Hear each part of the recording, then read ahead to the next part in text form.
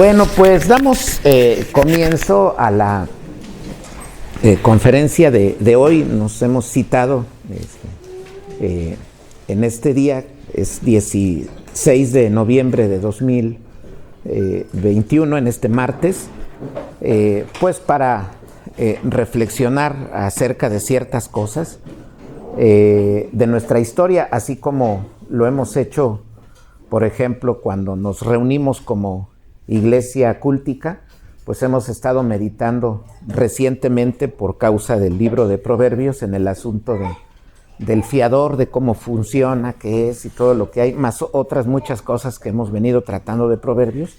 También es necesario, en cuanto a la historia, pues hablar acerca de qué hay con todo esto, qué es, cómo es la historia, qué se nos ha platicado, pero sobre todo nosotros como cristianos, cómo debemos pensar ante lo que pasó.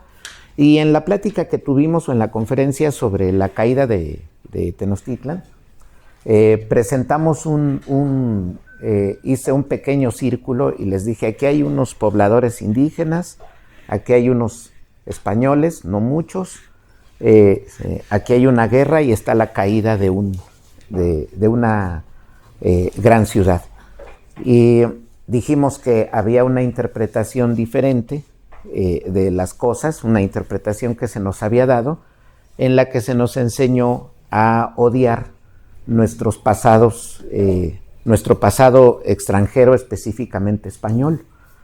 Y decíamos que debíamos pensar de modo diferente porque el Señor permitió a través de los españoles la llegada de civilización y que entráramos en alguna forma en la convivencia con las naciones en el mundo. Eso nos fue permitido en la llegada de los españoles. Bueno, ahora nos encontramos con algo parecido, claro, de un modo distinto.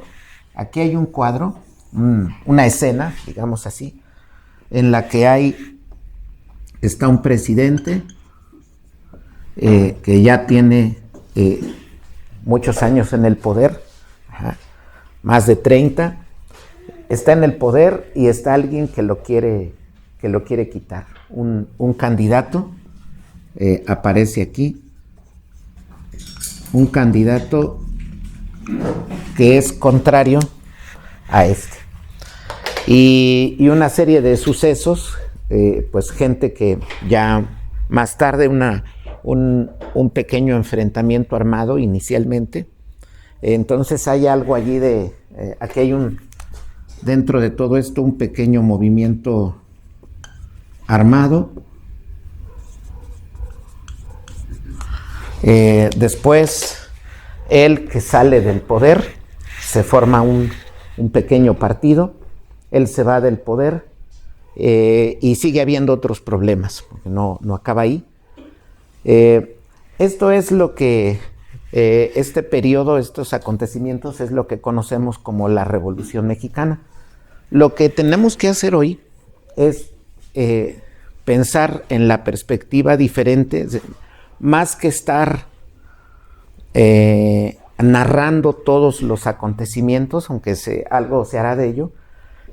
Lo que vamos a hacer es aportar como cristianos reformados una visión diferente de este presidente, una visión distinta de este candidato, una visión distinta del partido que formaron, una visión específica también de este movimiento armado, pero también vamos a establecer una serie de conexiones, esto es importante, una serie de conexiones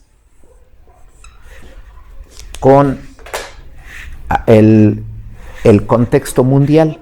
Es decir, vamos a ver cuál es la relación que la Revolución Mexicana, ahora ya no solo la pura Revolución Mexicana, no nos vamos a ceñir a México, sino vamos a ver su relación con el mundo.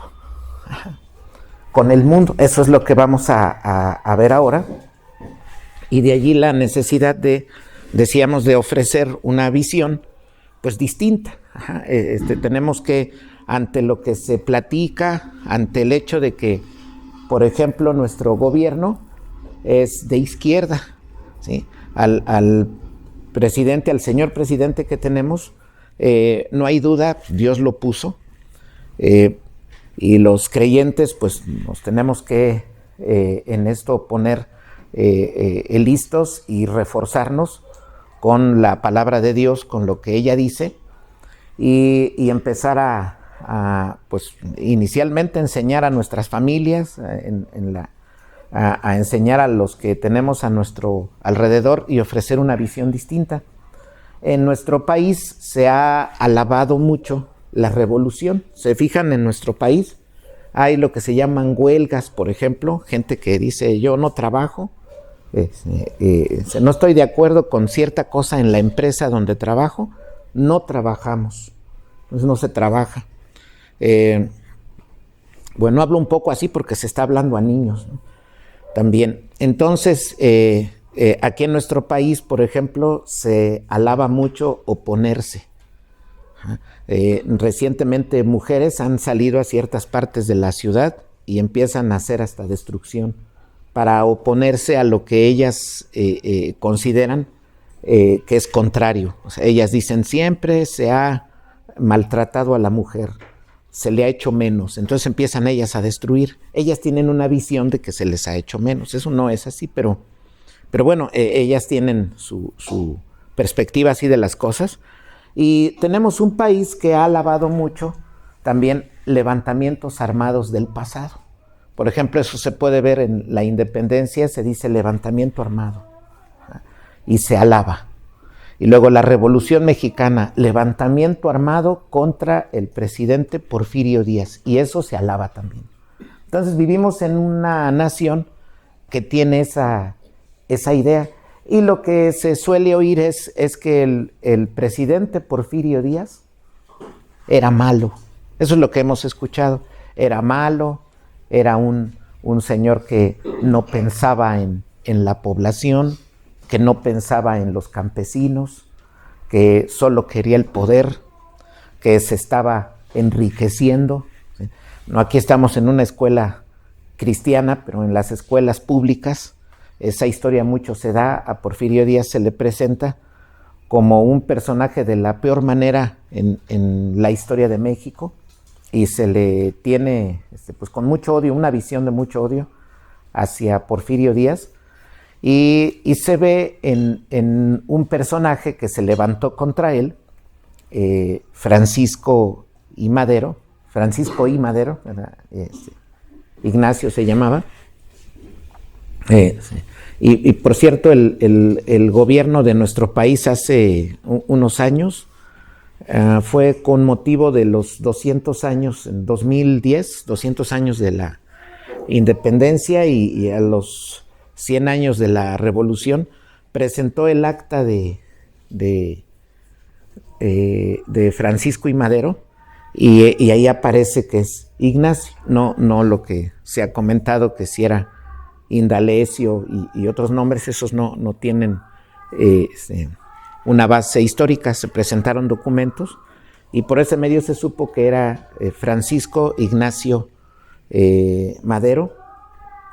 Y bueno, luego comentaremos más de su nombre, por qué, pero el asunto es que se ha visto un Porfirio Díaz malo. O sea, se ha pasado esto en esta visión. Se han dado las cosas así. Está Porfirio Díaz, es la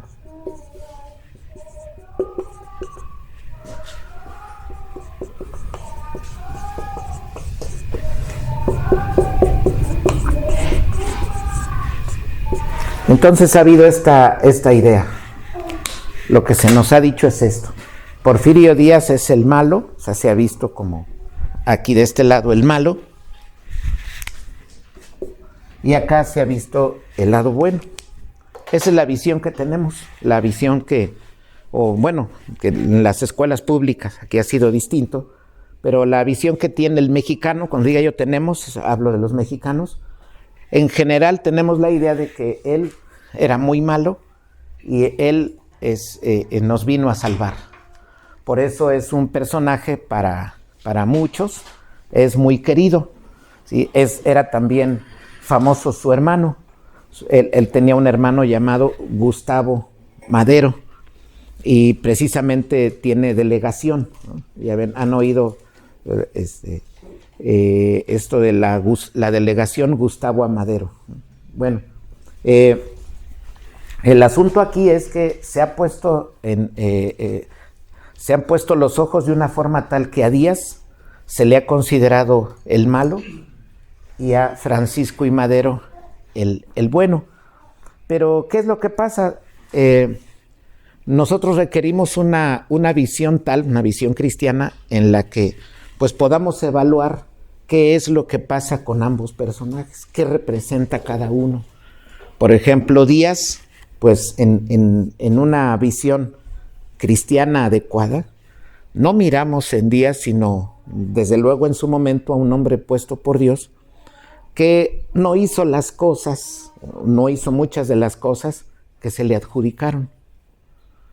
Más bien fue un hombre que gobernó, y durante su tiempo de gobierno nuestro país se levantó mucho en varios ámbitos.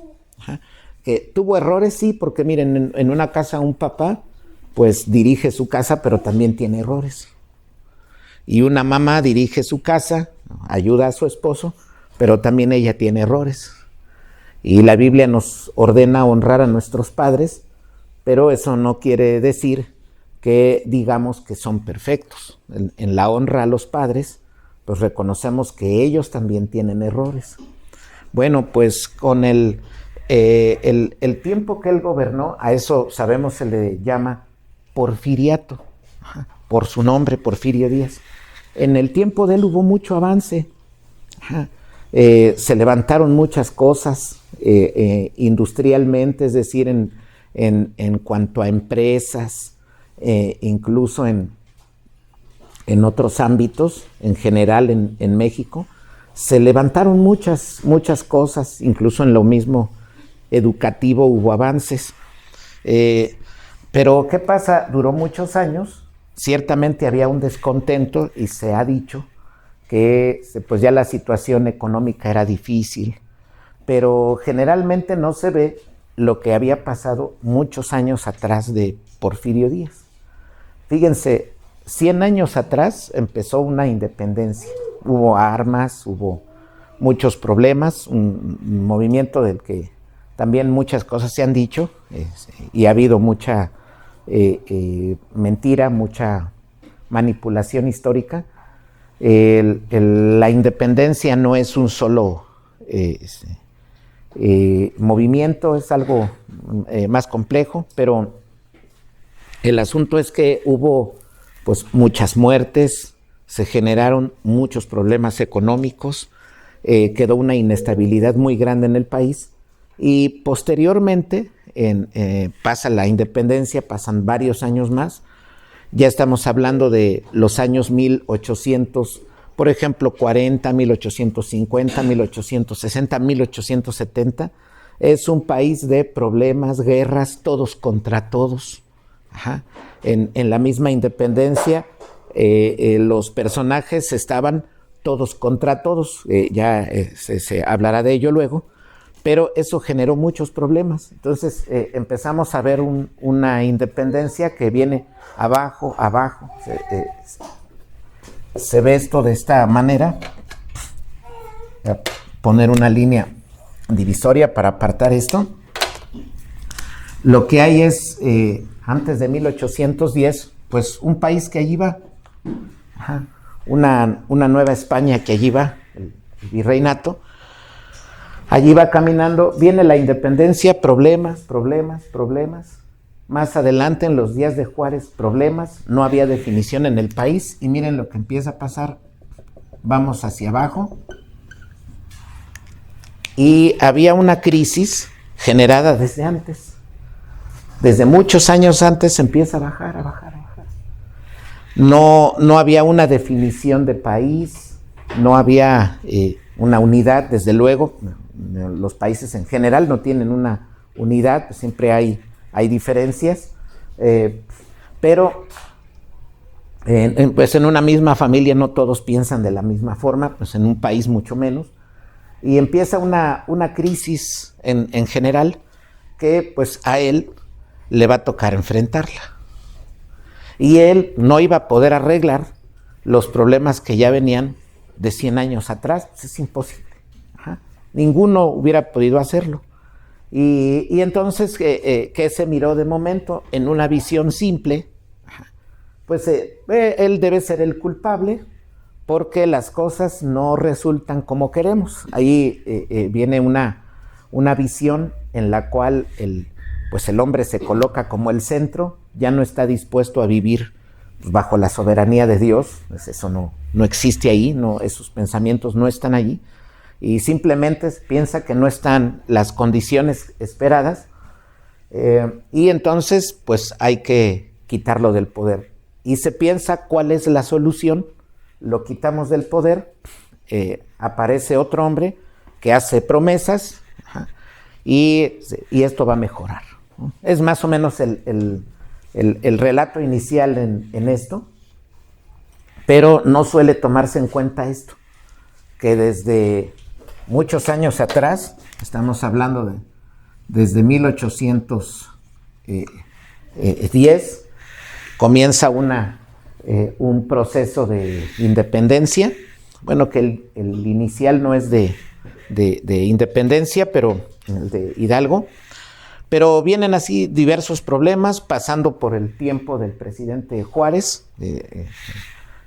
Todo era un relajo completo, no había definición, incluso los caminos para viajar, era todo estaba muy mal, como no había unidad política, entonces en el país las cosas se veían más o menos de esta forma, como que está este lugar, por acá está este otro lugar, pero ir de aquí a aquí, pues hay incluso mucho robo, no hay quien ordene ese camino. Eso, por ejemplo, aparece, se puede ver una obra que los niños pueden leer, Los bandidos de Río Frío, pues es una obra muy representativa de lo que pasaba en el México de esos años. Pero bueno, ya esas lecturas pues se irá, los niños aquí han leído varias novelas de la literatura universal, las han estudiado, y ya en su momento pues se les darán esas lecturas también. Bueno, decía pues la historia común, lo que al mexicano se le ha dicho es Porfirio Díaz es malo, Francisco I. Madero es bueno. Él dijo que él empezó a promover la no reelección de él. Y esto no comenzó en 1910, eso comenzó en 1909. Los orígenes de la Revolución Mexicana no son de 1910, no están en 1910, sino en 1909, cuando el señor Francisco Madero empezó a promover el surgimiento de un partido llamado antirreeleccionista. Es decir, lo que él buscaba era, pues vamos a promover que el presidente que está, Díaz, ya no siga más en el poder, que ya no haya reelección. Reelecciones de reelegir, de elegirlo de nuevo, que ya no se elija de nuevo. Entonces, como decir, el partido de ya no elegir de nuevo. Ese es partido de no reelección. Y bueno, pues sobre esta base, la revolución tiene en sí sus comienzos, la idea de quitarlo a él, pues tiene el intento, los trabajos para quitarlo a él, tiene sus orígenes en 1909.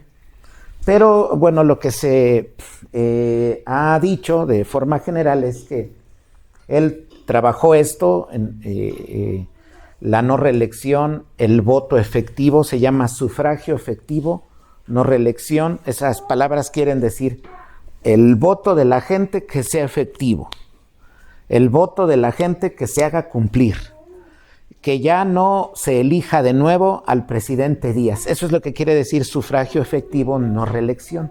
Sufragio, voto. ¿sí? Que el voto, que la gente vote, que el señor Díaz, el presidente Díaz, ya no quede más en el poder, que ahora la gente vote y que él ya no sea reelecto. Eso es lo que quiere decir esa frase, es lo que implica.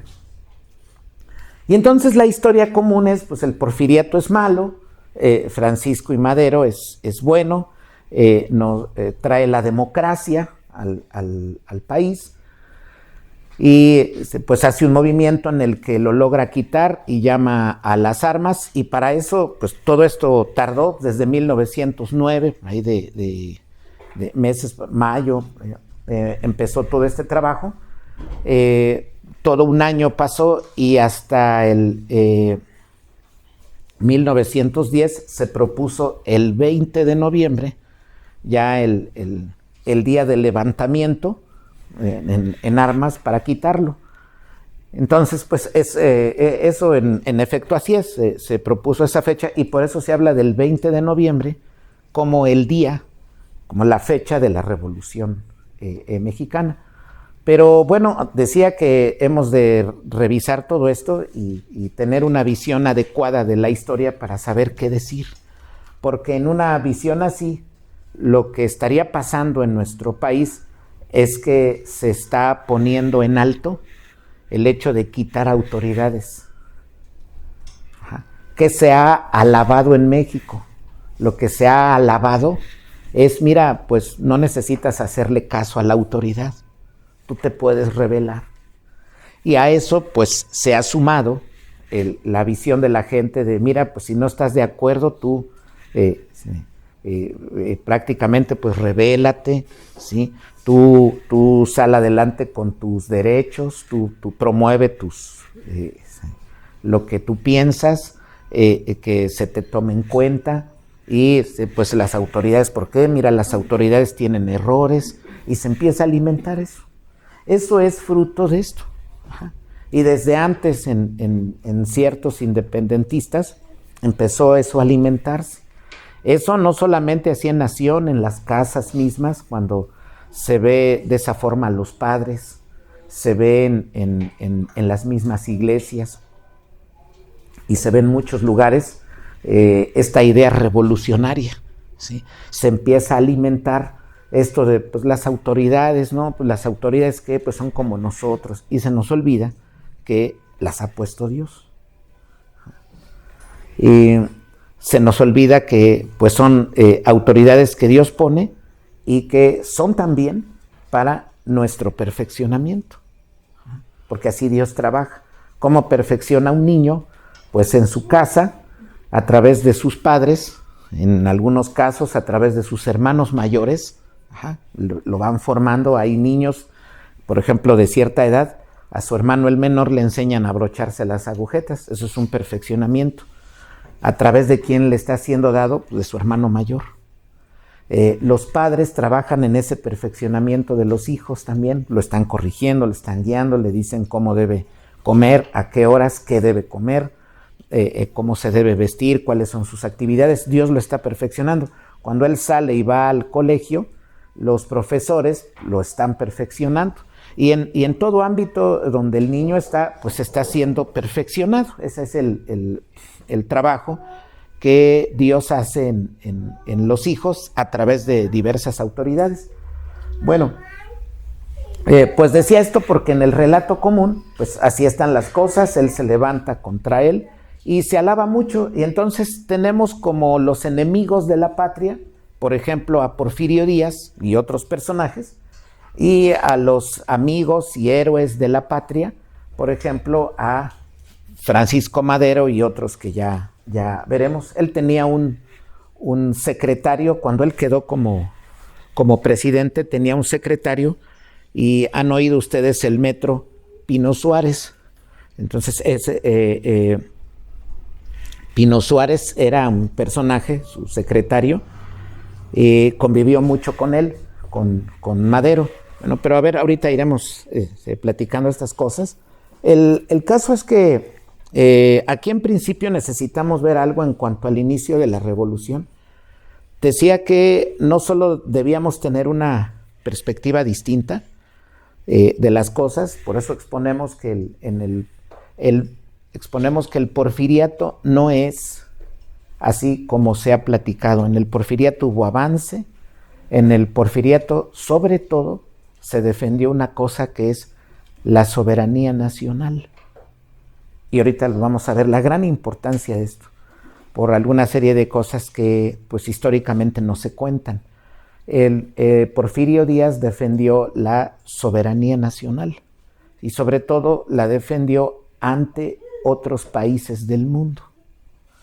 Miren, en el año 1909 se ha considerado, comienza, voy a ponerlo de este lado, año 1909, bueno, voy a ir quitando aquí.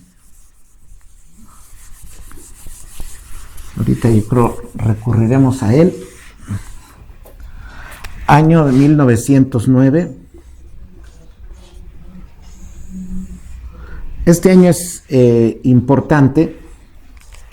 Decíamos, aquí comienza, se ha dicho que la revolución es en 1910, 20 de noviembre, pero es ya cuando se cita un movimiento armado para oponerse a Díaz, para que ya se vaya, cosa que ya más tarde logran, tiempo después logran, y Porfirio Díaz se va. Pero en el año de 1900 sucede algo que es donde va a empezar a cocerse, digamos, va a empezar a trabajarse la revolución aquí en México.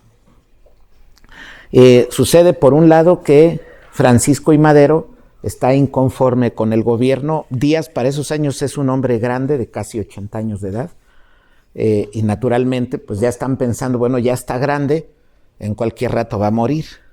Pero si siendo presidente muere, pues va a haber una crisis. Siempre cuando un presidente se pone muy enfermo, cuando un presidente, por ejemplo, repentinamente muere, hay crisis en un país, porque empieza una inestabilidad. Lo platico para que se entienda de esta forma, porque se dice, bueno, ¿por qué el presidente de tal país se puso enfermo? Y dicen que hay crisis. ¿Qué tiene que ver? Bueno, miren, pasa como... Vamos a poner como ejemplo que yo soy un país, represento a mi familia y, por ejemplo, digamos el hermano Esaú representa otra familia, es otro país, y entramos en acuerdos. Pero resulta que en mi casa, por ejemplo, yo me pongo enfermo, pero tenemos negocios. Entonces él, por tanto, dice, pues la familia, el otro país, la familia de Ernesto, se representa, ahí dentro de la familia de Ernesto, él está enfermo.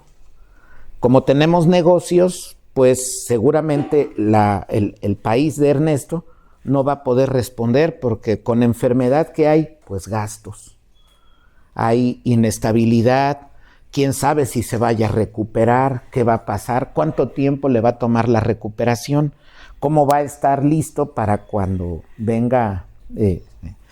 para seguir en los negocios que tenemos.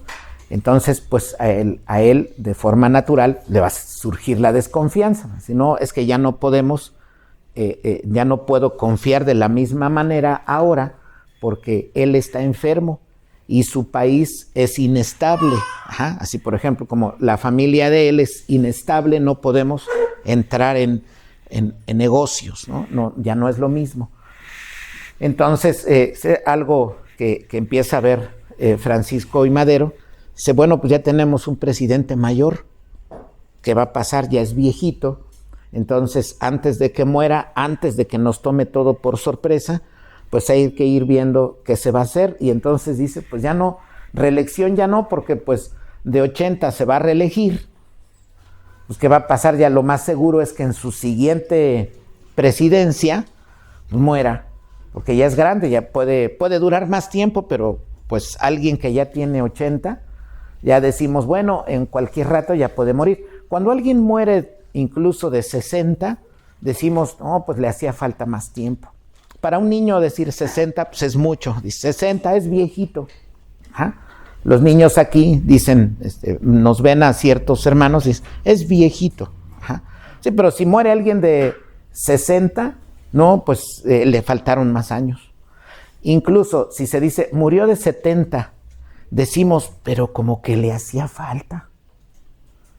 Como que le hacía falta más tiempo todavía. Aunque la Biblia dice entre los 70 y los 80, en los más robustos 80, dice el Salmo 90, pero sentimos que cuando alguien muere de 70, como que le hace falta más tiempo. Bueno, pues cuando llega a 80, decimos, ya en cualquier rato puede morir. Eso es normal. Y bueno, pues ya eso empieza a ver Madero, pero hay un acontecimiento muy, muy importante, generalmente no platicado, siempre oculto, que se da una reunión del presidente Porfirio Díaz. Esto es muy interesante. Porfirio Díaz se reunió, voy a dejar Díaz aquí, y una ligadura con un presidente Howard Taft, T-A-F-T, y se reunieron. El señor Díaz, ya grande, ya muy grande, se reunió con el presidente de Estados Unidos, William Howard Taft, y se reúnen, lo mira, empiezan a platicar, y le hace varias propuestas a Díaz. Pues ya como entrando al tema ya de para qué nos hemos reunido, mira, pues te hago varias propuestas. Una es, pues tú le estás comprando, tú tienes a un, bueno, necesitamos que a los Estados Unidos tú nos des pues algunos beneficios con el petróleo que tienes. Y Porfirio Díaz, cuando oyó esa propuesta, dijo, no vamos a dar una preferencia a los empresarios estadounidenses, porque en nuestro país pues procuramos que el trato sea igual para todos. Entonces, en otras palabras, Porfirio Díaz dijo, no. Bueno, pues mira, Díaz, usted está construyendo un ferrocarril y está haciendo un paso ahí por su país, pero nosotros como estadounidenses pues estamos haciendo un trabajo en Panamá y necesitamos que usted deje de construir eso que tiene ese proyecto, que lo deje de llevar a cabo, porque no nos va a permitir tener pues todas las ganancias nuestro proyecto, los Estados Unidos. Y pues ya se imaginarán que dijo Díaz, no, porque es un proyecto que tenemos como mexicanos, ¿sí? Un ferrocarril y todo un camino, y es de comercio para ir, llevar. Dice, pues nosotros queremos, es como decir, sé que tú estás haciéndote unos microbuses, por así decirlo, ¿no? Pero nosotros tenemos ya más microbuses, queremos que tú no hagas tus 10 microbuses, queremos que solo funcionen los 50 microbuses nuestros. Entonces, pues dice el presidente Díaz, no. Le había pedido también otras cosas, a todas ellas el presidente Díaz dijo no. Dice, oye, pues es que quiero estos beneficios para nosotros como estadounidenses, para mis empresarios. Y Díaz también dijo no. Y una más, dice, sabemos, bueno, mira, Díaz, tú le estás comprando armamento a los alemanes. Necesitamos que dejes de comprar armamento a los alemanes y nos lo compres a nosotros. Y Díaz dijo, no. Entonces, pues ya se imaginarán cómo empezó a ponerse eso. A partir de ahí, de repente, ¿qué creen? Que empieza a levantarse Madero, ya pasa el tiempo, y con armamento ¿de quién creen? De Estados Unidos. Porque como, pues yo no quiero, yo Estados Unidos estoy contra Porfirio Díaz, pues ahora de acá del norte vamos a dar apoyo con armamento a él, pues aprovechando que él lo quiere derrocar a él, le damos armamento y vamos. Pues fíjense, qué interesante. Y no sé si vieron detrás la pelea, dice Díaz y Taft en esa reunión, de esos dos presidentes, dice, ya no le compres el armamento a Alemania, cómpraselo a Estados Unidos, a nosotros. ¿Quiénes estaban detrás? Obviamente Estados Unidos lo representaba él y dice, no le compres el armamento a Alemania. Alemania, sabemos, pues es un país europeo. Ya empezaba a haber una tensión. Hemos oído que hubo una guerra, se llama la Primera Guerra Mundial, que va a surgir en 1914. Ya se están dando las cosas en la pelea por el petróleo. Es que aquí había mucho petróleo. Hay varios lugares en el mundo donde hay petróleo. El petróleo se extrae de la tierra. Fíjense qué valioso es, que se le llama el oro negro. Oro negro. Entonces el oro es muy valioso para la gente. El oro es muy valioso, cuesta mucho. ¿Sí? Si compramos un anillo de oro, pues cuesta mucho dinero. Desde luego, en comparación con un anillo cualquiera, metal cualquiera, incluso de un anillo de plata, es más caro un anillo de oro. El oro es un material muy apreciado. Sí. Ya ven que en ese relato también de la llegada de los españoles se decía que nos habían robado el oro. Pues vimos que no era así, pero bueno, pues ya estaba ese problema y repentinamente después de la plática de Díaz con Taft y que Díaz no accedió a las cosas que le presentaba Taft, ya de repente todo se empezó a poner en una situación tal para empezar a hacer los movimientos necesarios para quitar a Díaz del poder. ¿Y eso dónde se coció? Pues decimos, pues en la embajada de Estados Unidos y también en la embajada de Alemania, ¿no? Ahorita veremos por qué. Miren, pues se da esta situación. Esta cosa no se platica nunca en la escuela, no lo dan, pero se puede ver ahí pues ahora tenemos una ventaja con la internet, que se puede acceder, todo eso, hay documentos y de ello incluso en internet aparecen las cartas de Taft, hay unas cartas que él realiza, entre ellas a su esposa, y está platicando allí muchas cosas. Bueno, pues el asunto es que se habían reunido allí, no accede Díaz y dice no a lo que tú me propones, no. Entonces miren, ahorita de pronto vemos que este movimiento de la Revolución Mexicana ya no es solo un movimiento nacional. Pongo aquí Revolución Mexicana. Ya no es solo un movimiento nacional, ya tiene que ver con Estados Unidos y ya tiene que ver también con Alemania y en cierta forma, bueno, sí, con esos países, pero también hay en cierta medida una relación cuando Estados Unidos dice, es que yo estoy haciendo un canal acá en Panamá, hacia América en el continente americano bajando, o sea, de México hacia abajo, dice, y pues ahí naturalmente pues, se da en cierta forma una relación, por decirlo así, de nuestro país con el América hacia abajo. Bueno,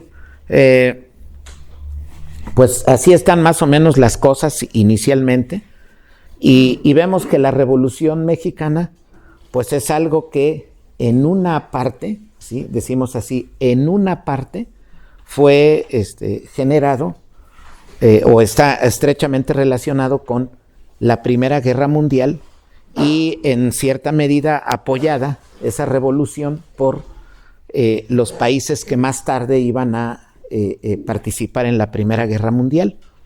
Y esto por una cosa, voy a platicar brevemente de esto de Estados Unidos y Alemania, que no es en sí, ellos no son la Revolución Mexicana, pero hay que entender por qué razón la Revolución Mexicana está estrechamente asociada. Miren, años atrás, en 1909, vamos al siglo XIX. Este es el siglo XIX, es decir, de 1800 a 1900. Aquí va a aparecer, se va a dar en el año de 1871 el surgimiento del Imperio Alemán. Miren, los ingleses, en ese siglo, los ingleses habían llegado a muchos lados y colonizaron. Ustedes saben que los ingleses llegaron acá a los Estados Unidos en el siglo XVII. Llegaron, tomaron las tierras de acá, también en una parte se llamaron Nueva Inglaterra, así como aquí Nueva España, arriba Nueva Inglaterra, y ocuparon, empezaron poco a poco a expandirse. Sabemos nosotros que incluso ya luego esos ingleses que llegaron a los Estados Unidos, más tarde tomaron, vinieron a tomar tierras de acá, nos quitaron una buena parte del país, ya en el siglo XIX, o sea, en los años 1800. Bueno, en ese tiempo Inglaterra empezó a expandirse. También otro país que era muy fuerte en ese tiempo era Francia, y empezó a expandirse. Y se dio lo que se llama la colonización. Colonización viene por Colón, por Cristóbal Colón. Colón, sabemos, vino a América en los días, pues ya se ha platicado esto de la colonización, los días de la reina Isabel, su esposo Fernando. Vino Colón para acá, y como llegó ya después, pues vinieron otros, entre ellos ya varios años después llegó Cortés, pero quedó el nombre de colonización, es decir, venir un país de otro lado, llegar, tomar y pues obtener beneficios de él y, digamos, mandar sobre él. En algunos casos hasta quedárselo. A eso, todo eso se ha englobado como la colonización. Entonces, pues hubo muchas colonias inglesas en el mundo. Por ejemplo, famosa es la colonización de la India, pero también en África se dio mucha colonización tanto de ingleses como de otros países, entre ellos franceses. Y a los franceses pues también tenían tierras, así los franceses llegaron a Canadá, a otros lugares, incluso en su momento tenían parte de Estados Unidos, en algunos lugares. Bueno, pero los que estaban ganando colonias en el mundo eran Inglaterra y Francia. Cuando surge Alemania en 1871, ingleses y franceses pues tuvieron temor. Dijeron, surge este nuevo imperio y ahora hay que compartir con él colonias. Entonces, pues empezó una serie de rivalidades, y por tal motivo, pues miren, ya pueden ustedes entender por qué este imperio alemán que surgió en 1871 ya es tan fuerte en 1909 que el presidente Taft de Estados Unidos le dice a Díaz, ya no le compres armamento a Alemania. Fíjense ya lo que producía Alemania, ya era fuerte. Y entonces, pues ya ante todas estas negativas, va a hacerse Díaz, va a ser considerado como enemigo de los Estados Unidos, digamos así. Pero detrás de todo ello se ve esta pelea, esta rivalidad de Estados Unidos y Alemania en 1909. Entonces, no sé si se entienda aquí que ya se está figurando una guerra mundial. Aunque se dice, México no participó en la Primera Guerra Mundial, pero en alguna forma fue escenario para la Primera Guerra Mundial, porque fue el petróleo. Es que ya no les acabé de decir del petróleo, hasta ahorita que recuerdo. El petróleo hay en varios lugares del mundo, pero en aquellos tiempos, en los días, o sea, en esos años, se sabía de petróleo de Mesopotamia, pero como estaban había ciertos conflictos, se sabía, bueno, hay petróleo ahí. Los ingleses ya más tarde descubrieron petróleo, pero en esos años, 1909, todavía no sabían que ellos tenían petróleo de la zona del Mar del Norte. Pero se sabía ya de otra gran fuente petrolera, que era México en esos tiempos. Entonces digamos que México estaba entre de la segunda, por ejemplo, fuente petrolera más grande en el mundo. En esos tiempos así se sabía que era lo que se conocía en ese tiempo. Y por tal motivo, pues pensaron aquí en México para obtener petróleo. Miren, ¿para qué es el petróleo? El petróleo sirve para muchas cosas. Hoy del petróleo se hacen ciertas cosas que usamos en la vida diaria. Del petróleo, por ejemplo, también se hace combustible para moverse los transportes, y por ello en algún momento para la guerra dijeron, vamos a hacer flota, o sea, por ejemplo, submarinos. Si ya no los hacemos que funcionen con el carbón y los hacemos que funcionen con petróleo, pues se vuelven más rápidos. Y pues miren, tenemos que la guerra mundial se supone es 1914, la Primera Guerra Mundial.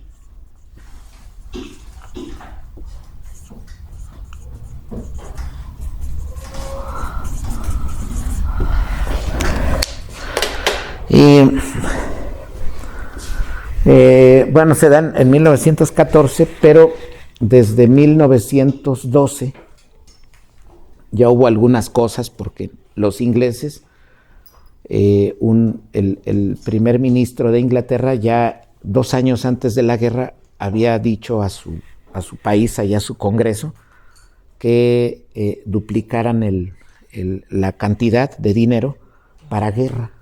O sea, lo que se llama el presupuesto económico para guerra. O sea, ya se veía venir una guerra. Y dijeron, bueno, pues los alemanes tienen flota muy avanzada, basada en petróleo. La nuestra de los ingleses está basada en carbón. Y así, pues, nos van a ganar los alemanes en flota. Y pues nosotros somos isla. Si los submarinos de ellos se van a mover de mejor manera, sus barcos, en el agua, pues nos van a acabar. Entonces, de allí la necesidad de pelear el petróleo. Y por eso venir a México y acá entrar en diálogo, en pacto, pues a lo cual, como dijimos, no accedió Díaz, porque él defendía la soberanía nacional. Por eso se dice de Díaz que cuando terminó la reunión con Taft, salió de la reunión, lo despidió, y dicen algunos que Díaz dijo así: pobre de México, tan lejos de Dios y tan cerca de los Estados Unidos. Dice, lejos de Dios, pues en general al hombre le va mal, ¿no? Y luego dice, y cerca de los Estados Unidos. Se puede ver lo que Díaz vio de todos esos intentos estadounidenses para decir, pobre de México, está cerca de Estados Unidos. Bueno, pues miren, ya se dan estas cuestiones. Esto lo decimos porque, vuelvo a este punto, la Revolución Mexicana es un movimiento, obviamente afecta al territorio nacional, pero se tiene que ver contextualizada en relación con el mundo. Porque de otra forma decimos, ¿de dónde él pudo, Francisco y Madero, de dónde pudo haber sacado apoyo y sobre todo con el tiempo armas para enfrentar pues las cosas con el gobierno del Porfiriato. ¿De dónde pudo haber hecho eso? Pues eso fue debido al apoyo de Estados Unidos. Si no, no se hubiera dado pues todo esto. Por esa razón, porque cuando decimos revolución, se entiende por lo común pues una guerrilla, se entiende una guerra, un conflicto armado, es decir, con armas empiezan a disparar, empieza a haber muertes, y así se entiende la Revolución Mexicana, como una serie de levantamientos armados, de oposiciones armadas, pero ese armamento vino, por un lado, de Estados Unidos. Por esa razón, la Revolución Mexicana no se puede entender únicamente en contexto mexicano, no es posible. Se ha planteado así, pero no tiene figura de esa manera. Bueno, miren, pues ahí se da este asunto, Estados Unidos, Alemania. Hay temor por Alemania, que es fuerte, tiene una flota más poderosa. Eso ya fue un poco más adelante, porque aquí están en la lucha por el petróleo en este tiempo, ya se empieza a ver la lucha por el petróleo, y eso naturalmente pues nos va a relacionar, nos va a introducir a nosotros en todo ese conflicto como mexicanos. Bueno, pues esto era para comentar, por un lado, esta relación Estados Unidos-Alemania ya tensa. Por eso ya más adelante va a haber conflicto, porque de por sí estaba acá Estados Unidos, acá arriba está Inglaterra, sabemos es una isla. Había un señor ahí, uno de ahí, de apellido Pearson, que venía y él controlaba el petróleo, él se encargaba de la extracción, o sea, de sacar el petróleo de nuestro país. Y los mexicanos así habían acordado con él en el Porfiriato. Díaz defendió eso: mira, Estados Unidos, tú quieres el petróleo, pero lo tiene el señor Pearson. No podemos, o sea, ya tenemos un acuerdo con él y no lo podemos cambiar. Entonces ya estaba, pues, en cierta manera una tensión, porque pues él quería, bueno, pues ya también dame petróleo como a él, ¿no?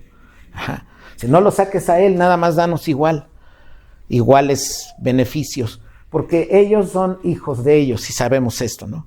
Los ingleses vinieron y los estadounidenses son hijos de los ingleses, o sea, están emparentados, son de la sangre, ¿no? De la misma. Pero con los alemanes es diferente, porque ellos son de un grupo distinto, denominados los germanos. A estos se les llama anglosajones, y estos son germanos, entonces son diferentes, pues a través de la historia se han visto enemistados. Bueno, pues así estaba la escena en México cuando surge esto, con Francisco I. Madero. Pues se va a levantar Francisco I. Madero para derrocar a Díaz, pero el asunto es que en el año de 1910 no se ve un movimiento revolucionario. O sea, el año de 1910, ya cuando pasa el tiempo y Díaz, ya después incluso va a dejar hasta el país, se va a salir va a dejar el poder y se va a ir del país, porque Díaz no quiere que el país entre en una inestabilidad. Díaz era un hombre ya de muchos años gobernando, no era un hombre de muchas letras, no era un hombre muy preparado, pero era una persona que ya tenía mucha experiencia en el gobierno. De hecho, cuando entró en una plática con Francisco I. Madero, porque Díaz pues era en general un hombre pacífico, cuando entró en pláticas con Madero, acaba la reunión con él, y dicen los historiadores que dijo Díaz, hablando de Francisco I. Madero, dice Díaz a sus cercanos ahí, dice: pobre Panchito, cree que el país solamente se gobierna con buena voluntad. Así dijo, muy bonito, ¿no? No, pues es que él tenía 30 años más de 30, gobernando y él, pues no, vamos a una democracia y vamos a establecer algo distinto aquí. Bueno, miren, pues vamos a hablar un poco de las ideas que hay con Francisco I. Madero, qué hay detrás, qué es lo que no se platica, porque se le tiene como un héroe de la revolución. Ahí en el Monumento a la Revolución, pues ya después habrá que ir en algún momento, no sé, por familias o en conjunto, a ver, para ver quiénes están allí, qué hay, y pues relacionarnos un poco más con todo esto, porque tiene que ver con nosotros, pues somos mexicanos y debemos saber nuestra historia, para llevarnos la sorpresa de que ahí en el Monumento a la Revolución están enterradas personas que fueron enemigas también, ¿no? Entonces aquí él, luego peleó contra él, luego él contra él, luego él contra él, todos contra todos, y todos esos están en el Monumento a la Revolución. Gracioso, ¿no? Que amigos y enemigos estén ahí, porque eso quiere decir que no tenemos una definición histórica adecuada. Es como si tengo mi abuelo y mi abuelo peleó terriblemente con su hermano y se fueron muy contrarios, de ideas totalmente contrarias, y luego yo los tengo como por dos queridos, como si fueran ellos amigos, como si hubieran sido amigos. Entonces no tengo una definición clara de mi familia hacia atrás. No tengo un entendimiento claro de las cosas. Bueno, miren, Francisco I. Madero, él era de una familia acomodada. Él era una persona, ya les comentaba, incluso de una familia religiosa, de una familia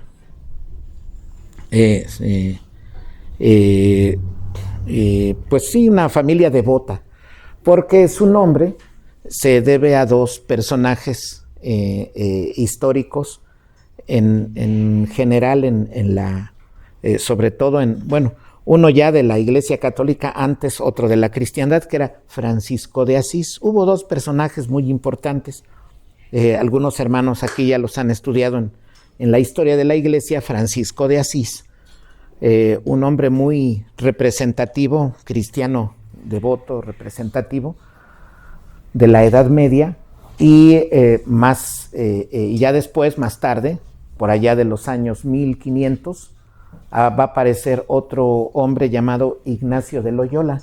Por eso va a recibir los nombres por Francisco de Asís e Ignacio de Loyola. Por eso es Francisco Ignacio Madero. Ignacio de Loyola fue un hombre que tomó el voto sacerdotal y formó una orden que se conoce como la Compañía de Jesús. Ahora los conocemos como los jesuitas. Es una cosa que de la cual después hablaremos, pero también aquí los hermanos del seminario pues saben de esas cosas, de las órdenes religiosas. Y se va a formar así la Compañía de Jesús por Ignacio de Loyola. Entonces, por esa razón, a él le ponen así, a Francisco. Pero le pasa algo, miren, como era era una familia rica, una familia adinerada, él tiene una oportunidad, se va a estudiar al extranjero. Él estudió en los Estados Unidos, lo mandaron a París, allá a estudiar. Había, pues, holgura económica, o sea, pues había dinero. Me refiero con holgura, es que había dinero en la familia. Lo pudieron enviar allá a hacer estudios. Y el caso es que, iba a buenas escuelas, iba a muy buenas escuelas, porque pues la familia lo permitía. Sí, había dinero, ¿no? El papá de él también había estudiado por allá, incluso conoció a un príncipe de por allá de Austria. Príncipe se llamaba Adolfo, por eso su hermano es Gustavo A. Madero, que es Gustavo Adolfo Madero. Pero el caso de Francisco y Madero es que va a estudiar allá, y allá donde estaba en París se encuentra con un movimiento denominado espiritista, Por eso los personajes, algunos están pues muy asociados al espiritismo. Por eso decía Madero que él hablaba con espíritus, se podía comunicar con el más allá. Pues es algo de lo que poco se cuenta, pero que él mismo narra. Bueno, por allá conoce un movimiento espiritista y se mete a esos grupos. Y aquí, cuando vino para empezar a promover la salida de Díaz, así también promovía el espiritismo en México. Así empezó también a promover, y así estaba Francisco I. Madero. Ahorita estoy hablando de su juventud, ¿no? Antes de, pues en sus días de estudiante, antes de la formación antes de promover la salida de Díaz, que ya no fuera reelecto. Antes de eso, decía, pues estoy hablando de la juventud de Madero, cuando se va a estudiar allá a Europa, decía que iba a Estados Unidos y viajaba porque pues era una familia muy sumamente adinerada. Ya regresa, incluso hay quienes dicen, bueno, es que se relata que él hasta hablaba, dice un historiador, que hablaba con un tal Raúl, con espíritus, y bueno, hay cosas así que están ahí, y decía que pues no se cuentan, pero imaginen, ¿no? Un personaje en su vida así, y México lo tiene por héroe. México lo tiene por héroe, y vean la tendencia que hay ahí. Es que ahí estaban en completa impiedad, no sabían, o sea, el evangelio no estaba allí, la verdad de la palabra de Dios no estaba allí, no había entendimiento, y cada uno hacía, como en los días de los jueces, pues cada uno hacía lo que bien le parecía, ¿no? Sí, no tenían entendimiento de las cosas. Decimos, pues el motivo de la palabra de Dios no estaba allí presente, y así fue figurando todo esto, así fue adquiriendo figura, así se fue dando todo. Y Francisco I. Madero es este personaje espiritista, habla con espíritus, un hombre no de un carácter fuerte, es un hombre débil en general, y por eso fue manejado por los Estados Unidos para poder derrocar al presidente Díaz. Bueno, pues ya queda, ya finalmente lo logra, porque hay pues una serie de cosas que pasaron cito aquí, esto es lleva a cabo el Plan de San Luis. Ese Plan de San Luis se da el 5 de octubre de 1910. Voy a colocarlo por aquí, el Plan de San Luis.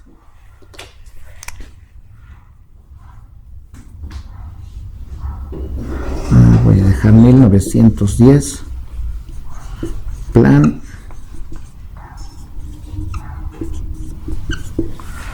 de San Luis.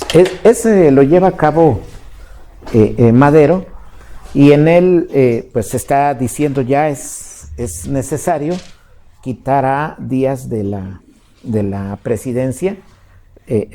Ya promulga y dice pues que se dé un levantamiento armado para que la gente se levante en armas contra Porfirio Díaz, para que, decía él, se establezcan elecciones libres y democráticas, o sea, que el pueblo escoja al presidente que ha de quedar, ya no sea Díaz, sea el que la nación escoja, pero que sea con el voto de la gente. Ese es el llamado Plan de San Luis. Todo esto, pues, obviamente promovido y promulgado también por Francisco I. Madero. Y bueno, repito, pues es la convocatoria para que la gente se levante en armas contra Díaz. Bueno, pues así se da este plan. Él había dicho, pues vamos a hacer un gobierno diferente, las cosas marchen de forma distinta. Y pues se va a encontrar también con personajes muy famosos en la historia de México, personajes revolucionarios, con los que va a entrar en acuerdos. Ya en aquellos tiempos hay gente que, así como se levanta Madero,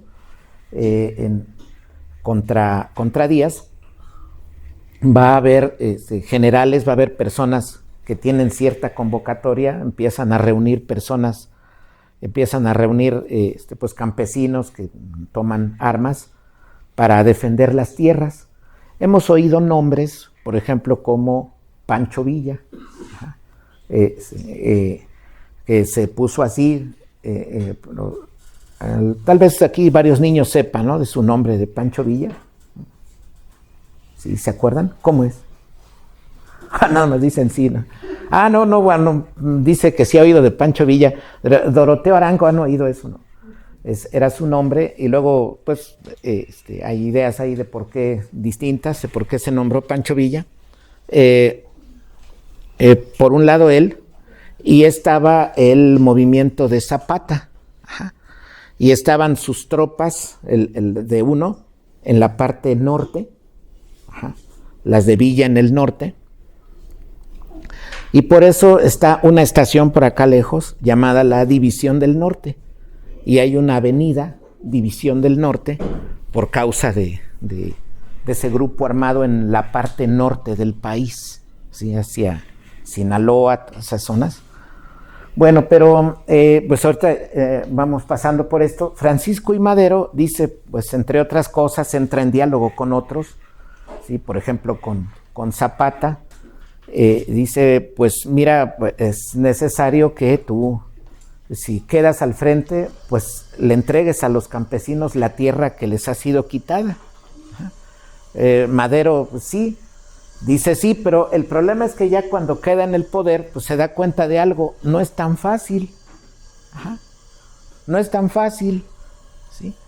Es como quien, por ejemplo, en una iglesia, se me ocurre un ejemplo así, poco burdo, ¿sí?, hermanos que a veces dicen, hermano, díganle a los del consistorio que me pongan en tal cosa, y le dicen a un anciano, dígales en el consistorio, no, sí, pero ese anciano va, pero depende de la opinión del resto de ancianos, entonces no es así nomás como vaya y dígales, ¿no? Y no se puede así.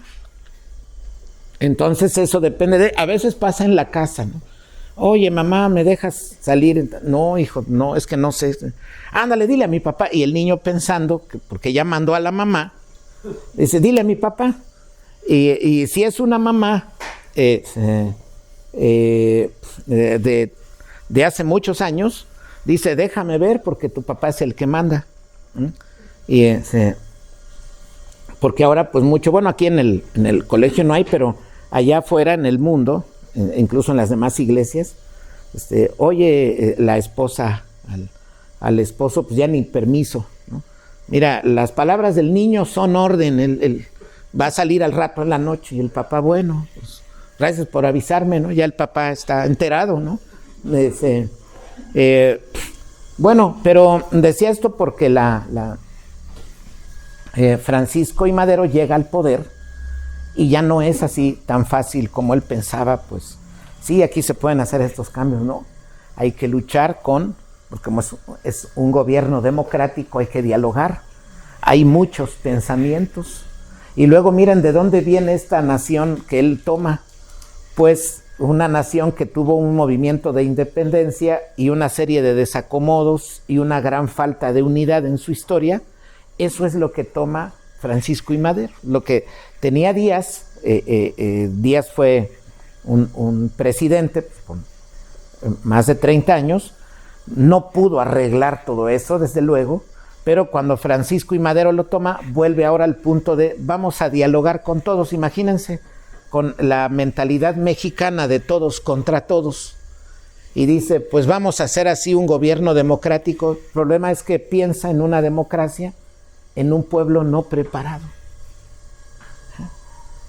Es lo que sucede en muchos casos, por ejemplo, con muchos cristianos.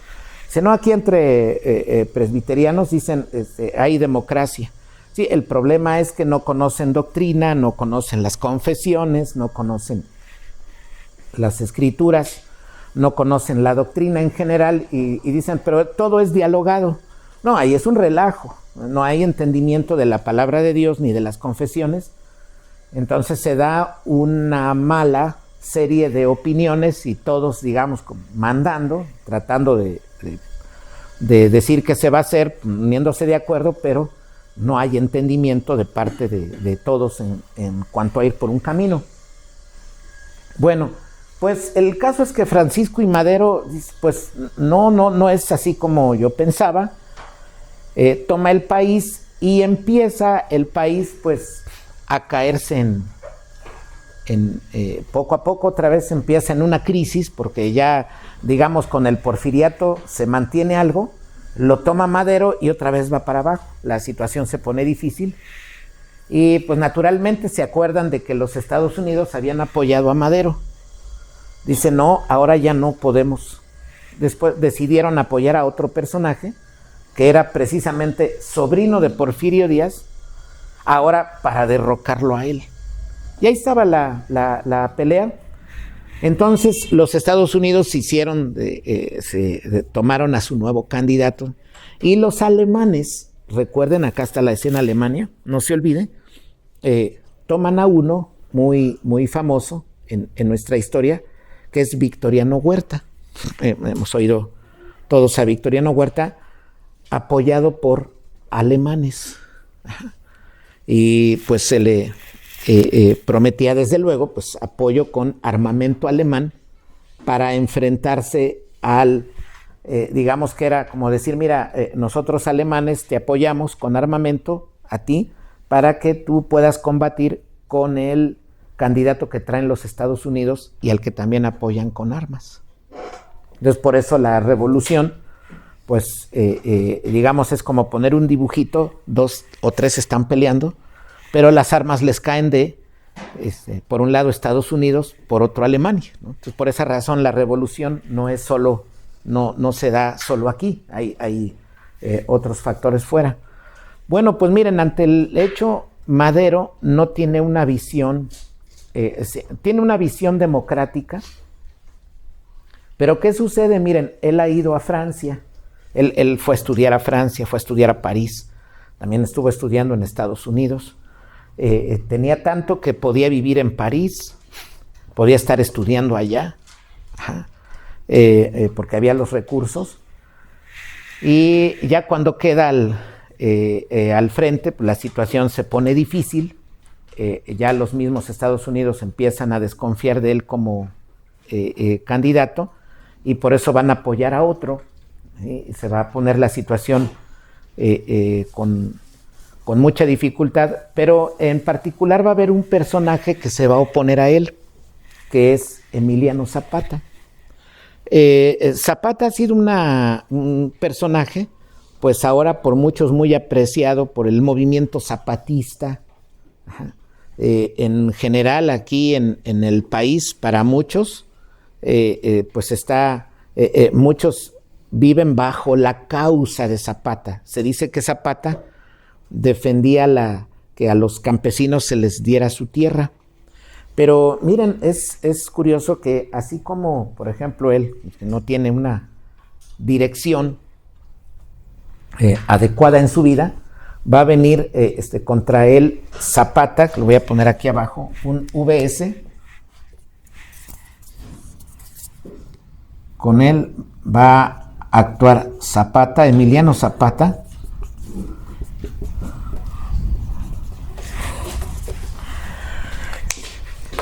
Y pues miren, ideas totalmente opuestas. Madero trae ideas democráticas que aprendió en París. ¿Se acuerdan? Los niños aquí saben, los adolescentes, que surgió allá en Francia. Desde el año 1789, los franceses, años atrás, habían limitado a su rey, le habían impuesto ciertas condiciones. Su rey no estuvo de acuerdo, y ya después, por diversas circunstancias, lo mataron cortándole la cabeza. Y a ese movimiento se conoce como la Revolución Francesa, y fue un desorden en muchos sentidos. Se proclamaron 3 ideas, o sea, se decía, nos basamos en la libertad, la igualdad de todos, la libertad de todo ciudadano, la igualdad de todos y la fraternidad de todos, ¿no? Entonces, el hombre es libre, todos somos iguales y todos apoyándonos en fraternidad, pues vamos a salir adelante. O sea, en otras palabras es así. Miren, ya no necesitamos a Dios. Basta con que todos nos apoyemos y Dios ya no hace falta aquí. Así fue el asunto de las 3 ideas proclamadas por la Revolución Francesa. En Francia, naturalmente, pues se solía enseñar la libertad, que así sus pensadores hacían de esa forma, hablaban de la libertad, hablaban de la igualdad, hablaban de la fraternidad, de todas esas cosas. Cuando Madero llega allá y estudia, pues obviamente se encuentra con un país que piensa, en una cultura que piensa que el hombre pues es un ser capaz de tener, de hacerse un buen futuro él, de construir, digamos así, un futuro bien. Eso es lo que pensaban los franceses. Entonces, pues Madero allá es educado, tiene las ideas de la democracia, viene acá, pero cuando viene acá, pues es un pueblo, un país que no tiene unidad, hay una diversidad muy grande de conflictos, hay un desorden completo, y acá pues él trata de establecer una democracia.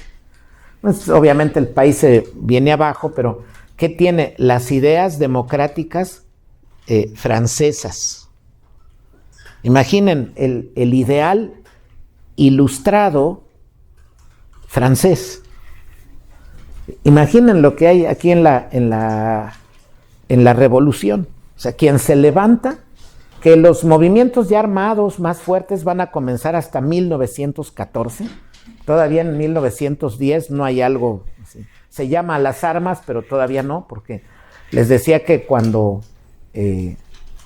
Díaz se va en completa paz. Él sale y dice, yo me voy a París. Él se fue a París, pero en completa paz, no quiero que haya disturbios aquí en el país y me salgo en paz. Entonces tomó a su familia y se fue, ya tomó su barco y ya se fue para Europa, a París. El asunto es que cuando pues todas estas circunstancias se dan, debemos ver en el fondo quién promueve la caída de este régimen de Díaz. O sea, el movimiento llamado revolucionario tiene una tendencia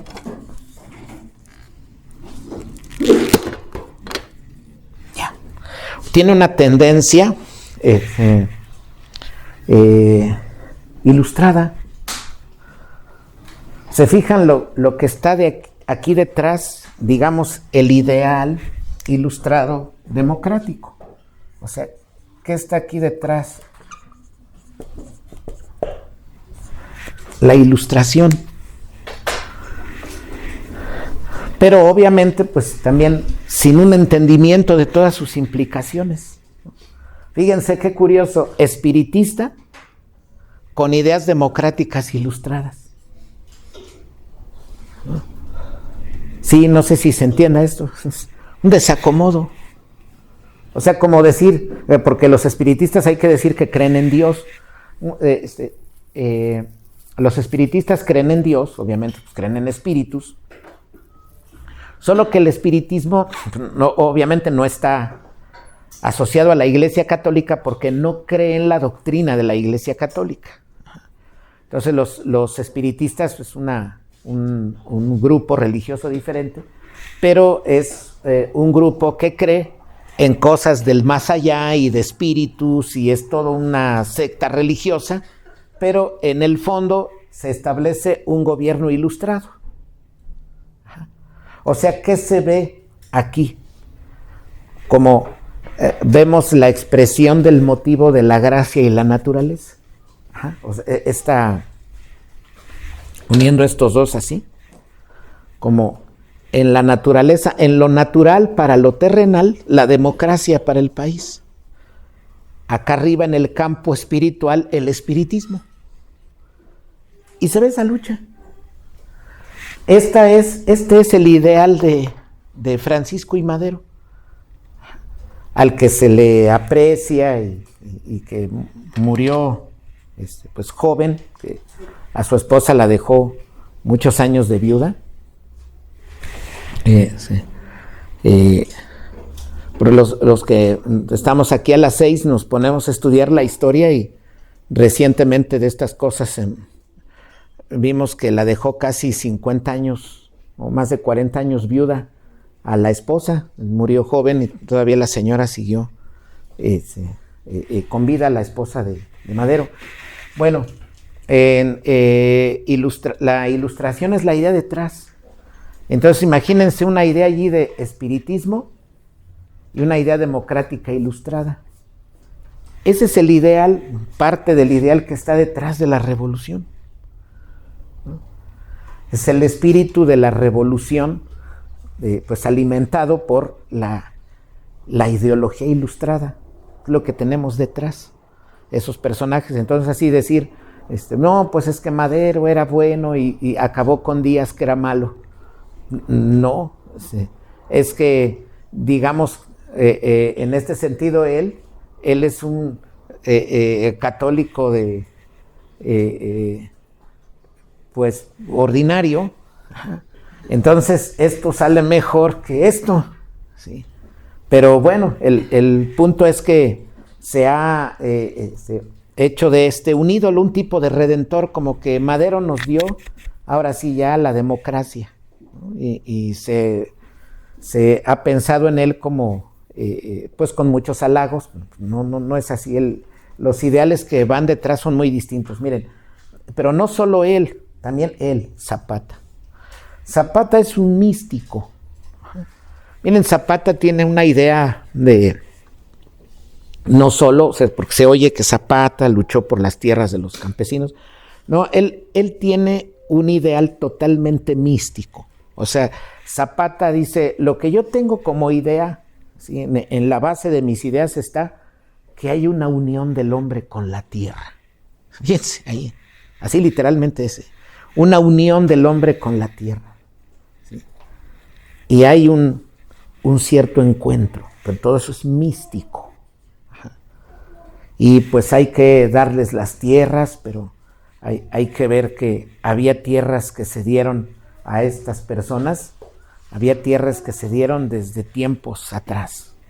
Ajá. Incluso de siglos atrás se dieron, y que hay que observar cómo se entregaron esas tierras y darlas así. Ajá. Ya ni siquiera se piensa en, por ejemplo, como decir, mido la tierra, aquí este lugar y esta es la zona, sino una idea de la tierra así como espiritual. Hay que darles la tierra. Imaginen, hermanos, un ilustrado espiritista y acá un místico. Eso es lo que hay detrás. Y pues son los personajes que tenemos como nuestros héroes, ¿no? Son los personajes que, no, pues la revolución y grandes cambios propuestos, y a todos estos se hace alusión. Entonces miren, por ejemplo, nuestro gobierno ahora, bueno, hay más cosas aún, porque pues luego van a surgir otros personajes. Ya no nos va a dar tiempo a hablar de ellos, porque hay que comentar ahorita otras cosas. Todavía está Venustiano Carranza, Obregón, otros que habrá que mencionar, pero hay que decir aquí, y esto es muy relevante, en nuestro país se habla, nuestro presidente habla de una cuarta transformación. Eso se está pues proclamando desde su entrada. Él pensaba en un proyecto de transformación nacional, porque pues desde luego él tiene la idea de pasar a la historia pues como un buen presidente. Tiene el deseo. Bueno, pues muchos presidentes así, ¿no? Lo expresa eso. El problema está en las ideas que hay detrás. Que así bien dijo Díaz, ¿no? Dice, ay, pobre Panchito. Cree que para gobernar el país solo se requiere la buena voluntad. Sí, no es solo la buena voluntad, no es como, pues entre muchos cristianos piensan, mira, lo que tú necesitas para ser un buen cristiano es la oración. Sí, pero es que eso no, o sea, sí debe orar, pero si no tiene la palabra de Dios y la dirección no va a vivir adecuadamente, no le va a agradar, se va a agradar él mismo, va a agradar a su conciencia, pero no va a agradar a Dios. ¿Sí? Necesita la palabra de Dios para que la oración que él haga tenga sentido, porque la oración por sí sola no es una, no es mágica, ¿no? Es necesaria la palabra de Dios, por eso no aparece el Dios genio que dice deseo, que yo haga una oración tan fuerte que al acabar ya sepa la Biblia.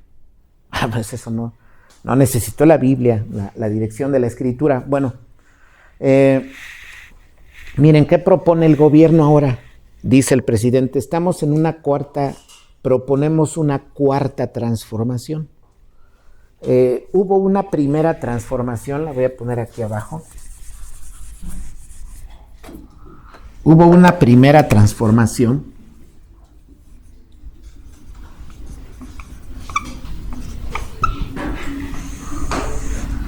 y esta primera se considera que fue la independencia.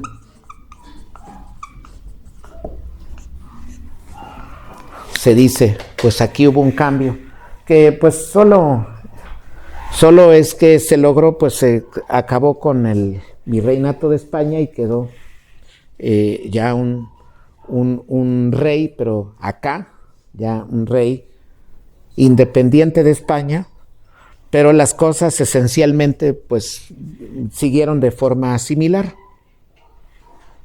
Habla de una segunda transformación que se dio con las leyes de reforma.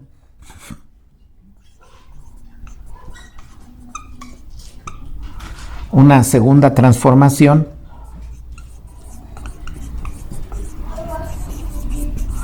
cuando decimos leyes de reforma, obviamente los niños no confunden estas leyes de reforma con la reforma protestante. La reforma protestante allá se da en Europa en el siglo XVI y acá las leyes de reforma se dan en los días del presidente Benito Juárez. Bueno, a eso se alude como la segunda transformación. Se dieron leyes. Y la tercera, hubo un cambio en nuestro país, pero bueno, tal vez un cambio mayor que aquí. Acá las cosas, pues en general, permanecieron. La tercera transformación es con la Revolución Mexicana. La Revolución. Y la presidencia actualmente, pues habla de la cuarta transformación. Pero, pues naturalmente, miren, no se está hablando de un poder transformador de la palabra de Dios culturalmente. Y lo que necesitamos es eso. El poder transformador de la palabra de Dios culturalmente. Y eso no hay. Se está pensando en un proyecto en el que, ¿quién está en el centro? El pobre. ¿O quién está en el centro? Hay que atender al desvalido. Nuestro gran objetivo, el pobre. No es el gobierno, no es Dios haciendo cumplir la ley en un pueblo para que éste se ordene. No. En el centro, el indígena. Como actualmente pasa, en el centro está el marginado. Y hay que defender los derechos de él. Entonces se ha pensado en estos como transformaciones, pero sobre todo, bueno, en este caso aquí hay varias. Aquí la revolución es básicamente una lucha en la que están todos contra todos.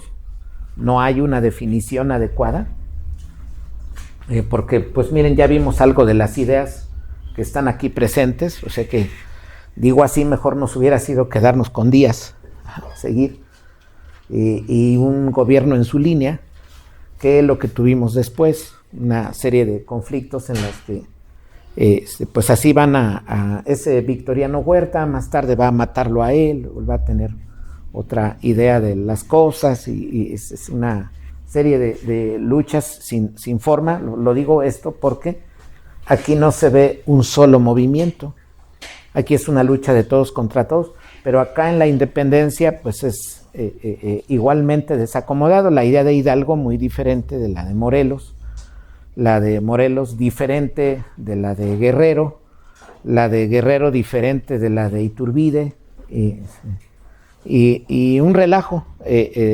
No había definición, no hay una sola línea en la línea de independencia.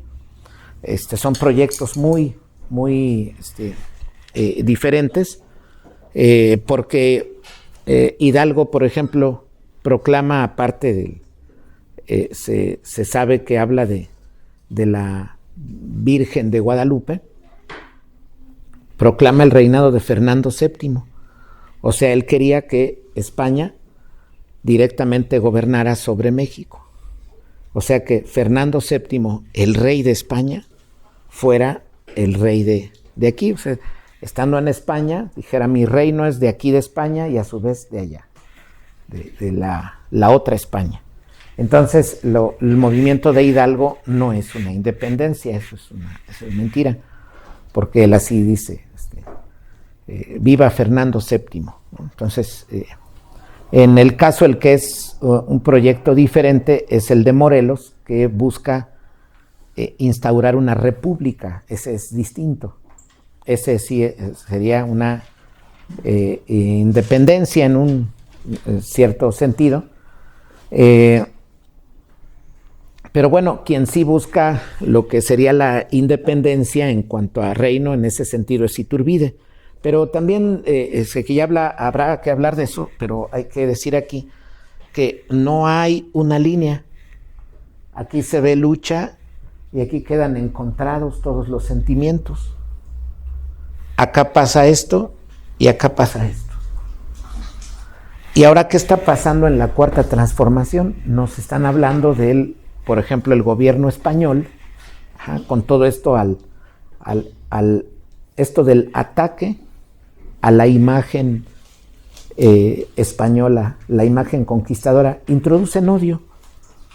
No nos trajeron civilización. Cuando vimos en la conferencia de la caída de Tenochtitlan, pudimos ver que lo que había era un imperio azteca, no mucha gente, obviamente no en todo el país, pero ejerciéndose sacrificios anualmente, muchísimos, y acabándose a los pueblos de alrededor. Llegaron pocos españoles, menos de 1000, y se unieron muchísimos indígenas para acabar al imperio azteca que los estaba matando. Entonces ellos vinieron, nos trajeron civilización. Pero ¿qué nos plantea la historia? Que pues, nos vinieron a robar y que nos quitaron todo. Y entonces ese oro que se dice que nos robaron, ¿dónde quedó? Pues en edificios y catedrales y todo lo que se hizo aquí en México. Y para eso más basta visitar la provincia, para darse cuenta del mucho oro que según se dice se robaron, pero está ahí. ¿Con qué se construyeron ciudades aquí? Como 1000 ciudades se hicieron aquí en el país. ¿Y eso con qué fue? Pues con oro que se dice según nos robaron, ¿no? Pero aquí se hizo eso. Y los españoles, muy diferentes de los ingleses, cuando nos colonizaron, nos compartieron su cultura. Los ingleses no comparten su cultura. Los ingleses dicen, yo te colonizo a ti, pero las escuelas yo tengo mis escuelas con una educación para mi pueblo inglés y aquí están. Aquí dentro hay otras escuelas, pero son para la educación para ti, o sea, más bajas, propiciando la división. Y los españoles no. Los españoles vinieron, dijeron, en las escuelas nuestras entran de todo. Y ese esas mentiras, pues muchos se encargaron de decirlas los ingleses. No, pues que los españoles llegaron allá a México a robarles, allá a América a quitarles el oro, a abusar, a hacer toda clase de males. Eso es una mentira. No, los españoles nos dieron cultura, nos compartieron su lenguaje, nos compartieron su cultura, y aquí en México hubo universidades, hubo escuelas de altura europea, aquí en México. Entonces aquí en San Miguel, por ejemplo, de Allende, había un colegio, el colegio precisamente de San Miguel, inaugurado por Gamarra y Dávalos, una persona, Juan Benito Díaz de Gamarra y Dávalos, así es todo su nombre, hizo un colegio que estaba en la altura educativa de las escuelas alemanas, españolas, francesas, o sea, en la altura mundial. ¿Eso qué quiere decir? Que los españoles nos compartieron su cultura. Los ingleses, cuando llegan a una zona, dicen, no, educación inglesa aquí es de una forma, la de ese país es otra forma. Así hacen distinción. Y acá en los españoles que acá llegaron, nos compartieron su cultura. O sea, digamos así, que nos hicieron nuestros. Y, por ejemplo, a la reina Isabel, que será luego hablar de otra cosa, también he oído que el hermano, el profesor Eliseo de Historia le habla a los niños acerca de todas estas cosas muy, muy grandiosas sobre Isabel y la defensa de los derechos a los indígenas y todo esto.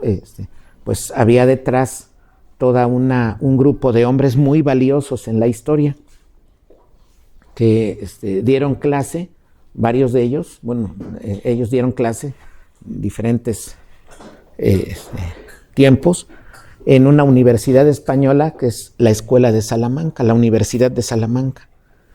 Y de ahí surgieron hombres, les estoy hablando de los años 1400. A esos los estudiamos en el seminario, la denominada Escuela de Salamanca, o sea, es una forma de pensar de varios de la Universidad de Salamanca entre los años 1400, 1500, 1600. Y de ahí Dios nos concedió a grandes hombres de altura completamente mundial. Entonces, así incluso profesores de personajes, por ejemplo, alemanes de una gran altura, hombres de ideas de la Escuela de Salamanca, españoles, fueron maestros de ellos. Y esos hombres pues dieron lugar a esto, ¿no? A los indios hay que tratarlos como a humanos, son prójimos. Y eso fue algo muy grande, muy, muy grande. Y bueno, eso es lo que está detrás del reinado de Isabel y de su esposo Fernando. Entonces, por eso hay quienes pues ahora han hablado de Isabel, la católica, como la madre de los derechos humanos, y no están nada equivocados. Pero bueno, miren, esto lo digo por el asunto de lo que se llama la leyenda negra. Se dice, no, los españoles son malos, y se nos enseñó a tomarles odio, pero lo más sorprendente es que los españoles piensan, sí, hicimos mal.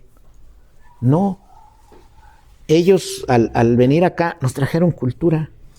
Miren, hablamos español, pensamos de esa forma, nuestra cultura es así.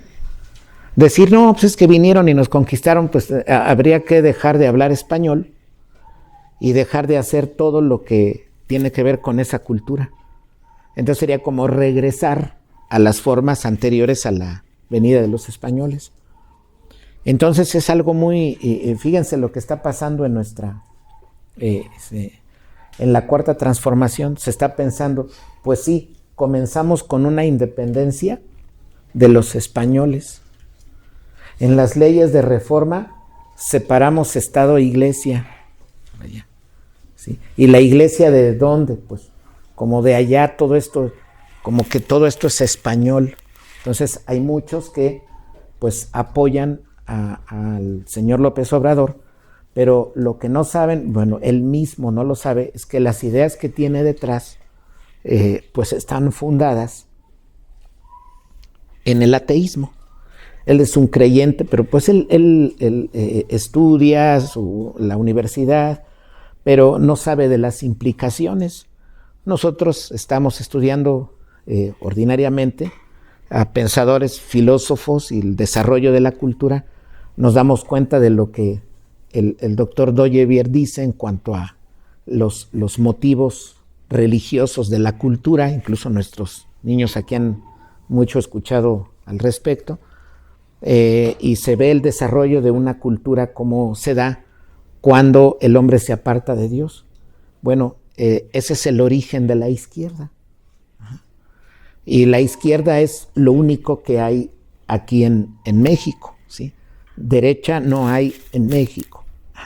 No hay partidos de derecha en México. Cuando se dice la derecha en México, eso es mentira. Esas son mentiras, no existe la derecha. En México no ha existido la derecha. Porque que alguien diga yo soy de derecha no quiere decir que lo sea. Él lo dice, pero él ni siquiera sabe que sigue siendo de izquierda. Por eso hay quienes piensan así cosas, pero que no son de este tema cuando dicen es que el fascismo italiano y el movimiento de Hitler son derecha. No es cierto, eso es izquierda, eso es revolución.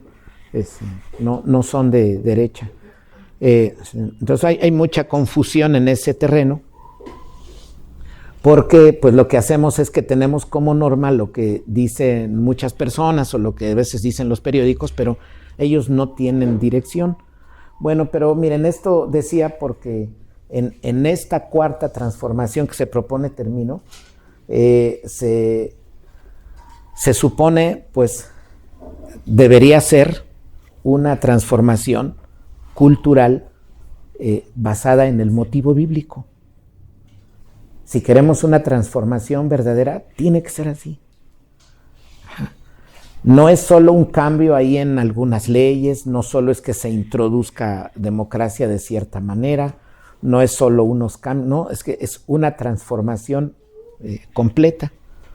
Pero para una transformación completa, pues se tiene no solo que hablar de política, también de manera educativa. Ustedes aquí son educados para que con el tiempo los niños ya instruidos puedan ofrecer propuestas. Por ejemplo, a ver, ante aquellas teorías biológicas, nosotros qué modelos teóricos biológicos vamos a ofrecer a ellos, pero desde una perspectiva cristiana. Modelos con los cuales se explique el fenómeno que se ve en la realidad, ¿no? Eso es algo, un lenguaje no para los niños, pero lo entienden los demás. Y eso se requiere porque es un proyecto integral de familia, de educación, de vida en general, en todos los sentidos de la vida. Y la cuarta transformación que se está proponiendo, si es en esta línea, pues ¿qué trae aquí? Conflicto. Y pues ahora que nos dicen pues, que hay que quitar a Colón y que hay que quitar a tal, y luego se le ve a la Malinche, como hasta la palabra Malinche, bueno, la palabra malinchismo deriva de la Malinche, se llamaba Malintzin. Y entonces cuando alguien quiere algo de fuera, dice, tú eres malinchista. Si por ejemplo alguien dice, no, a mí no me gusta vestir la ropa de aquí, a mí me gusta la ropa canadiense, por ejemplo, ¿no? Dice, eres malinchista. No, a mí no me gustan los tamales, yo prefiero las hamburguesas. Eres malinchista.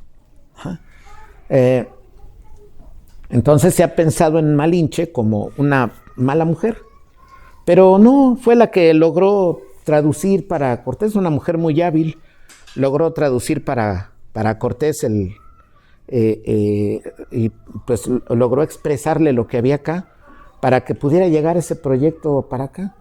Entonces pues nosotros estamos en deuda con Malintzin. Y bueno, pues imagínense, hermanos, esa visión de Colón mala, la visión de Cortés mala, la visión de la Malinche mala, todo eso, pues quedamos en como si de repente alguien llegara y nos dijera, como los teólogos liberales, ¿qué crees? Que Jesús fue un revolucionario. ¿Qué crees? Que Pablo fue un desertor del judaísmo y ya renegado empezó a hablar mal de la ley. Imagínense si dice uno, pero yo me baso en la doctrina de Cristo y luego en la doctrina de Pablo. Y resulta que uno es un revolucionario renegado y el otro también. Y luego Juan es un gnóstico extraño, y su libro pues es de ideas completamente gnósticas. Pues ¿en qué queda uno? En nada. Es como decirle a alguien, ven, tu papá no es quien crees que es otro. Y es, pero un narco, un disipado, no sé qué. Tu mamá no es lo que crees. Es una mujer disipada, o sea, que digamos, da besitos por un precio. Y actúa mal, y dice cosas, y cree unas cosas muy feas y mal. Y tus hermanos, entonces imagínense un niño así queda, dice, ay, ¿esto es mi familia? Mi papá, mi mamá, mis hermanos, pues queda completamente desacomodado. Eso es lo que está pasando aquí, que quedamos completamente desacomodados y luego encima ya quedo yo, papá, mamá, aquí estoy yo y digo, papá, ya no es esto, mamá, ya no es esto, mis hermanos, no es nada. Y ahora resulta que mis genitales no son, soy niña. Y pues creía que por mi vaginita era mujer, pero que yo puedo ser hombre. Y que si tengo pene y soy hombre, puedo pues ahora declararme mujer, y con el tiempo, si junto dinero, me quitan mi pene y me ponen una vagina. Imagínense, ya me quitaron al papá de lo que es, a la mamá, a mis hermanos. ¿Y qué queda de mí? Antes eran las caricaturas así. Pues ahora ni esto. Porque esto dicen, ay, tengo esto, pero me percibo como una mujer. Fíjense. Es una falta de identidad completa, y para allá nos lleva nuestro gobierno. Para allá nos lleva nuestro gobierno con todas estas ideas, pero ellos no lo saben. Pues hay evangélicos que los apoyan, pero pues es necesario que vean todo lo que hay en el fondo. Entonces, una transformación verdadera solamente se puede dar, como aquí citó nuestro gran autor, que lo tenemos en pintura, a Willem Bilderdijk, que está allá en el cuadro tercero. Vamos para que sea bonito, vamos a quitarle aquí el arma. Sí. Y Bilderdijk decía, pues un avivamiento se dará en una cultura cuando ésta venga a estar controlada y determinada por el poder transformador de la palabra de Dios. Que el Señor nos bendiga.